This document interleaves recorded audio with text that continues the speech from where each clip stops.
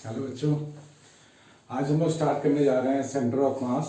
Class 11th का है topic है। तो ये मैकेनिक्स का एक काफ़ी इम्पॉर्टेंट हमारे पास है टॉपिक है। तो इसमें बच्चों सेंटर ऑफ मास की ज़रूरत क्यों पड़ी है? अब तक तो ज़रूरत नहीं थी। लॉज ऑफ मोशन में, वर्क एनर्जी पावर में और काइनेमैटिक्स में सबको हम लोग पॉइंट मास लेके ही देख रहे थे, कर रहे थे। अभी क्या है कि सेंटर ऑफ मास के बाद आता है रोटेशनल मोशन होता है, सिस्टम ऑफ पार्टिकल्स होते हैं। सब में मास का काफ़ी इंपॉर्टेंट है, सेंटर ऑफ मास का काफ़ी इंपॉर्टेंट रोल है। क्योंकि अब जो हम लोग बात करने वाले हैं किसी पर्टिकुलर ज्योमेट्रिकल फिगर की बात करने वाले हैं। जैसे कोई रॉड मूव कर रहा है, कोई डिस्क मूव कर रहा है, राइट, कोई स्फीयर है। तो अब इसमें क्या है कि हमें पता है बच्चों कि any mass is made up of infinite number of point masses. तो सबकी तो स्टडी करनी पॉसिबल नहीं है, राइट। जैसे अगर मैं बोलूं कि हमारे पास कोई स्फीयर है, हमने क्या किया कि हमारे पास एक बॉल है, इस बॉल को हमने इस रस्सी से ऐसे लपेट के लटका दिया। अब बॉल को छोड़ देंगे तो बॉल कैसे नीचे आएगा? ऐसे ऐसे नीचे आएगा, राइट। या फिर मैंने कोई बॉल फेंका, कोई बॉल ऐसे फेंका, मैच खेल रहा हूं मैं, तो क्या होगा? वो बॉल ऐसे ऐसे घूम के जाएगा। अगर मैं स्पिन बॉलर हूं तो ऐसे ऐसे घूम के कहीं भी जाकर स्ट्राइक करेगा, ठीक है। ये बॉल है। तो बच्चों, कोई भी बॉल हो या कोई भी डिस्क हो, इस तरह से हम लपेट के रखा हुआ है। They are made up of so many point masses. तो सबके लिए स्टडी करना बड़ा मुश्किल काम है ना। तो काम को आसान बनाने के लिए हम लोग क्या करते हैं, जो बॉडी का सेंटर ऑफ मास होगा उसको स्टडी कर लेते हैं। मतलब एक ऐसा पॉइंट होगा जहां पर entire mass of the body is suppose to be there. पूरे जो हमारे पास सिस्टम है, कोई भी बॉल हो या डिस्क हो या रॉड हो, उसका एक कुछ तो सेंटर होगा जहां पर पूरे बॉडी का मास कॉन्सेंट्रेटेड हम लोग ले सकते हैं, एज्यूम कर सकते हैं।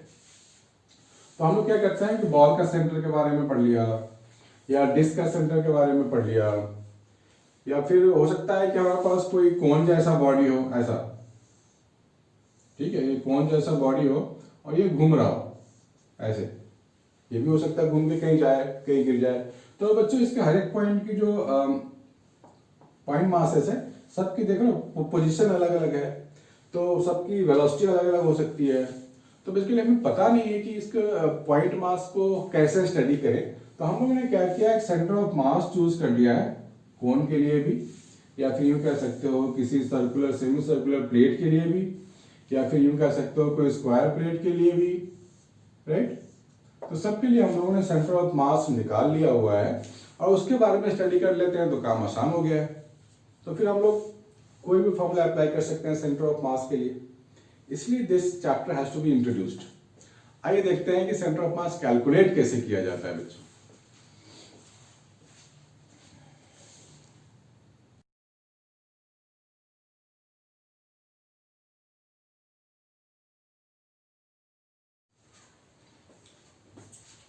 हेलो बच्चों, आज हम लोग करने वाले हैं क्लास 11 का important topic, centre of mass. तो बच्चों, सेंटर ऑफ मास को डिफाइन कैसे करें? अभी तक हम लोग पॉइंट मासेस को डील कर रहे थे, लॉज ऑफ मोशन में, काइनेमैटिक्स में, सब जगह लगभग पॉइंट मासेस था। तो जहां पर बहुत सारे पॉइंट मासेस हो या कोई डिस्ट्रीब्यूशन ऑफ मास हो, तो वहां पर हम लोग सर्च करते हैं सेंटर ऑफ मास। मतलब एक ऐसा पॉइंट जहां पर पूरे बॉडी का जो मास होगा वो कॉन्सेंट्रेटेड होगा। हम मान लेते हैं, सपोज कर लेते हैं entire mass of the body और system of particles is suppose to be concentrated at a single point, that is called centre of mass. तो एक पॉइंट आएगा, वो उस पॉइंट का कोऑर्डिनेट होगा कुछ। तो बेसिकली हमें आपको कोऑर्डिनेट ही तो फाइंड करनी है सेंटर ऑफ मास का। तो सपोज मेरे पास कोऑर्डिनेट सिस्टम ऐसा डिफाइंड है, एक पॉइंट मास है m1, इसका कोऑर्डिनेट है x1 y1। दूसरा पॉइंट मास है m2, इसका कोऑर्डिनेट है x2 y2। तीसरा है m3, this is your x3 y3 and we have so many point masses like this. तो इस पूरे सिस्टम का कहीं ना कहीं एक सेंटर ऑफ मास होगा, तो वो भी एक कोऑर्डिनेट होगा. वो कैसे फाइंड करते हैं हम लोग? x coordinate of centre of mass is equal to summation of mi(xi) upon summation of mi. मतलब इसका मतलब क्या हो गया? इसका मतलब हुआ m1x1 प्लस m2x2, ये चलता रहेगा, plus mn(xn) whole divided by total mass m1 plus m2 plus mn, this one. Similarly इसका कुछ y कोऑर्डिनेट भी होगा, तो वो क्या लिखेंगे हम लोग? m1y1 प्लस m2y2, ये चलता रहेगा टिल लास्ट पॉइंट मास तक, m1 plus m2 plus mn, this one. उसको डिफरेंशिएट कर देंगे तो वेलोसिटी भी आ जाएगा. Velocity of centre of mass along x axis, इसको डिफरेंशिएट करने पे आ जाएगा m1 v1x plus m2 v2x, ये चलता रहेगा mn vnx and whole divided by total mass, this one. ये mn है. सिमिलरली वेलोसिटी y एक्सिस के लिए भी आ जाएगा. फिर से इसको डिफरेंशिएट कर देंगे तो एक्सेलरेशन भी आ जाएगा. लेकिन हमारे को वेलोसिटी और एक्सेलरेशन में या पोजीशन में हमारे को साइन का भी ध्यान रखना है. कोई पॉइंट अगर इधर लाई कर गया तो -x लेंगे, कोई पॉइंट यहाँ है तो positive x, positive y, negative y and so on. Similarly velocity और एक्सेलरेशन के लिए भी है. अगर कोई वेलोसिटी पॉजिटिव x की ओर डायरेक्टेड है तो पॉजिटिव लेंगे, इधर कोई वेलोसिटी डायरेक्टेड है तो नेगेटिव लेंगे. तो हो सकता है मेरे को -m2v2 भी मिल जाए if particle is coming like this. तो इन सब चीजों का आपको ध्यान रखना पड़ेगा. तो लिख सकते हैं acceleration of centre of mass along x axis is equal to m1 a1x plus m2 a2x and so on, ये चलता रहेगा mn anx whole divided by total mass m1 plus m2 plus mn. एक तो हो गया simplest form. कभी कभी हमारे को फिगर गिवन होंगे, पोजीशंस हमारे को कोऑर्डिनेट खुद से फाइंड करना होगा और फिर बोला जाएगा find the centre of mass. For example हमारे पास एक ट्रायंगल दिया गया है. ट्रायंगल के वर्टिसेस पे मासेस रखे गए हैं m1, m2 और m3. This is an equilateral triangle और हमारे को बोला गया find the coordinate of centre of mass. तो इस तरह के क्वेश्चन में हम लोग इसी डायग्राम में कहीं x एक्सिस और y एक्सिस ले लेते हैं यूजिंग दिस डायग्राम ओनली. मतलब इसे ही हम लोग x एक्सिस ले लेंगे ये वाला, और इसे ले लेंगे y एक्सिस ये वाला. This is the origin. अब सारे कोऑर्डिनेट्स को आप लोग यहाँ डिफाइन कर लेते हैं. ये तो क्लियरली ओरिजिन है 0,0. ये पॉइंट x एक्सिस पे लाई कर रहा है तो क्या लिखेंगे l,0. अब यहां से एक परपेंडिकुलर ड्रॉप कर दें. ऐसा इसलिए कर दें क्योंकि यहाँ का कोऑर्डिनेट भी तो निकालनी है हमारे को. ये जो लेंथ आएगा वो l/2 आएगा, तो यहाँ का जो x कोऑर्डिनेट होगा वो l/2 होगा. This is l/2, this is what 60 degree. तो ये जो हाइट आएगा x एक्सिस से लेकर इस पॉइंट तक का, that will be of y coordinate. तो यहाँ से हम लोग tan 60 का फॉर्मूला लगा सकते हैं. tan 60 ये हो गया perpendicular, base is given l/2. tan 60 क्या होता है √3, तो ये हो गया √3 l/2 दैट इज p. तो ये हो जाएगा √3 l/2. सारे कोऑर्डिनेट्स हम लोगों ने फाइंड कर लिए. फिर वापस इसी फॉर्मूले में तो आना है. x कोऑर्डिनेट के लिए फाइंड करेंगे क्योंकि हमारे को x1 y1 x2 y2 x3 y3 सारा पता हो गया. तो वापस इस फॉर्मूले में आके हम लोग इस्तेमाल कर लेंगे. इसको नोट डाउन कर लो बच्चों, फिर मैं आगे बताऊंगा.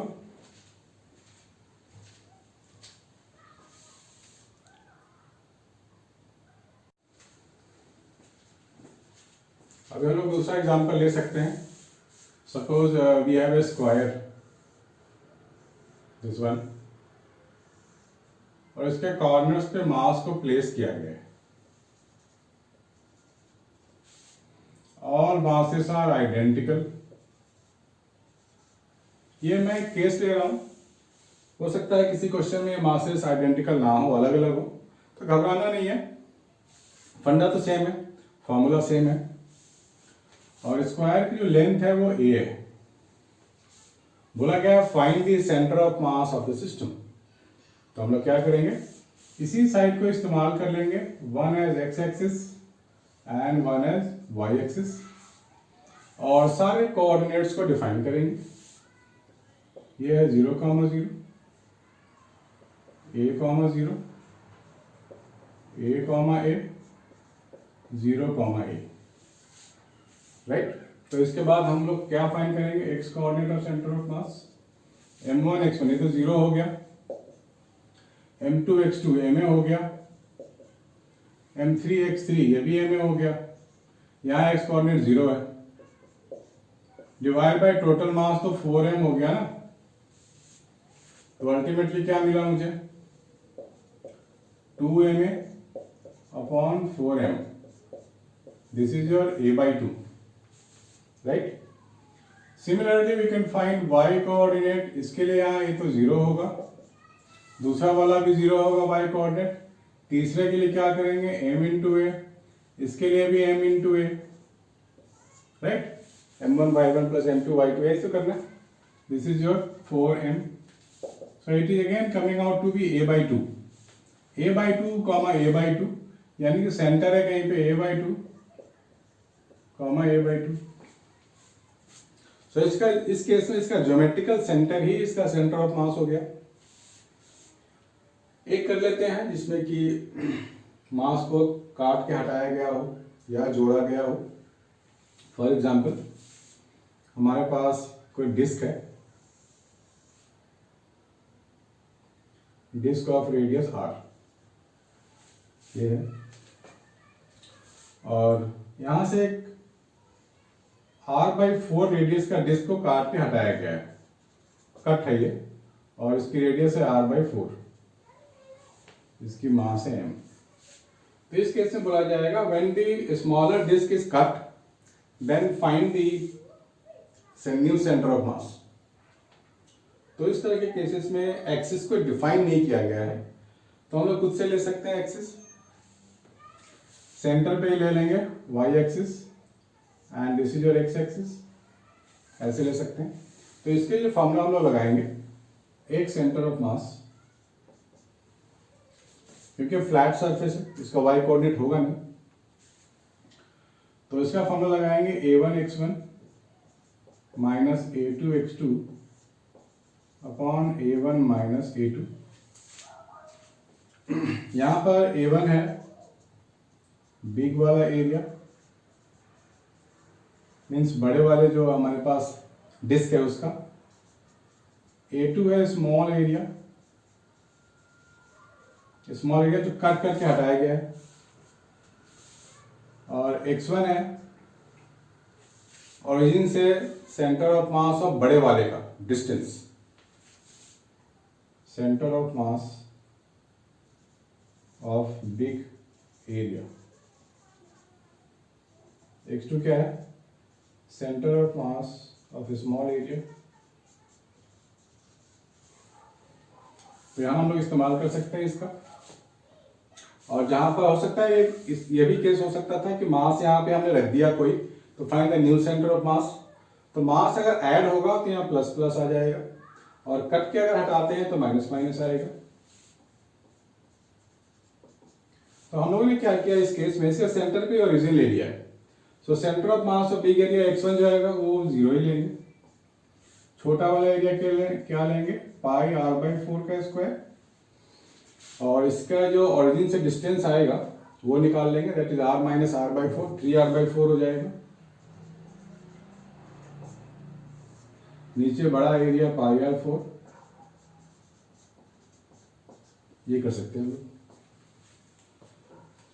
एक और केस ले सकते हैं जिसमें से कि मासेस की वेलोसिटी दी गई हो, मास m है, उसकी वेलोसिटी राइट की तरफ जा रहा है विथ 2v वेलोसिटी, और एक पॉइंट मास है m, इसकी वेलोसिटी v है, अपोजिटली आ रहा है। बोला गया find the velocity of centre of mass. तो velocity of centre of mass find कर लेंगे हम लोग, m into 2v plus m into minus v upon m plus m। इसको माइनस दे दिया हमने, डायरेक्शन का ध्यान रखना पड़ेगा, पॉजिटिव नेगेटिव। तो 2mv minus mv upon 2m।